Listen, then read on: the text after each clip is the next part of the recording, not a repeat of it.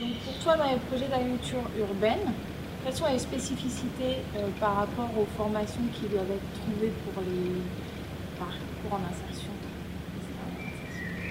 Donc à Études et Chantiers, avant tout, ce qui est important de noter, c'est que les chantiers d'insertion maraîchage sont accessibles à tous. Pour nous, c'est un support de remobilisation, donc les personnes ont forcément des problématiques sociales très lourdes. Il n'y a pas de prérequis sur l'entrée dans notre dispositif, donc on va adapter justement la formation à ces bas niveaux de qualification et faire en sorte qu'ils puissent monter en compétences sur des techniques d'apprendre en faisant avec l'encadrement technique, mais on va aussi ajouter ce que nous on a choisi pour la formation Lucar Agriculture Urbaine, qui est un module du CAP Agriculture adapté régionalement à l'emploi. Donc on fait ça avec le CFPPA de Brie-Comte-Robert, et l'idée c'est de sensibiliser nos salariés à la permaculture, de les faire évoluer sur des techniques très précises et de travailler à travers ça des compétences transversales également, c'est-à-dire faire l'accueil des adhérents sur les chantiers, gérer la caisse, assurer la logistique pour faire les paniers, etc. Donc à travers l'agriculture urbaine, on a plein de compétences transférables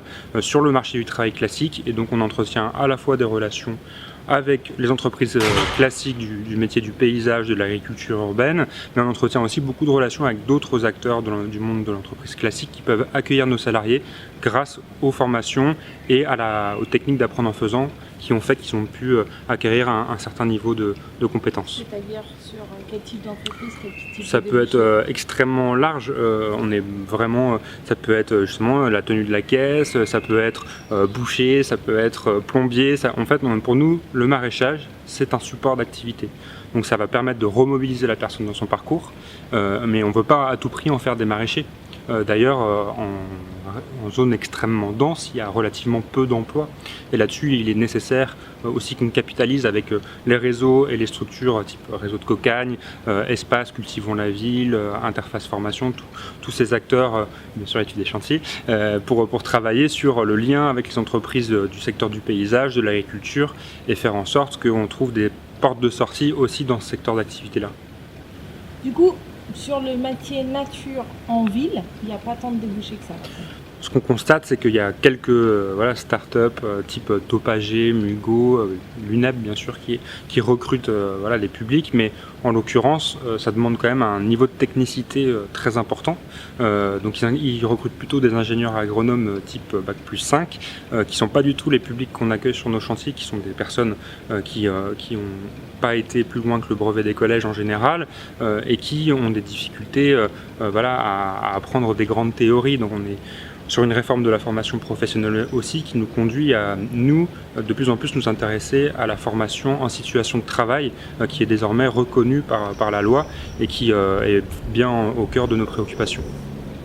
Donc par exemple l'UNEP qui disait hier qu'il ne trouve pas de salariés, il n'y a pas forcément de capacité à répondre à cette demande-là via les jardins d'insertion en agriculture urbaine. Tout dépend de la structure. Après, moi, je parlais vraiment pour Études et Chantiers.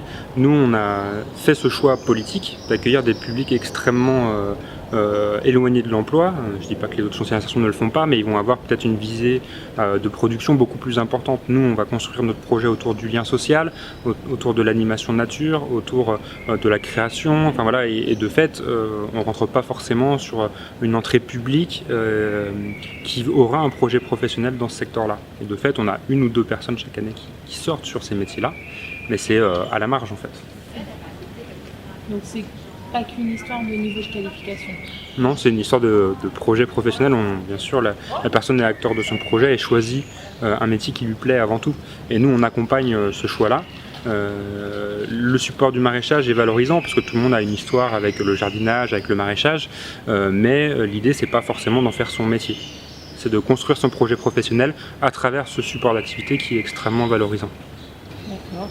Et par rapport aux formations existantes et à la capacité d'accompagner les publics vers le retour à l'emploi via des formations, etc., tout va bien, il y a Lucar, et donc...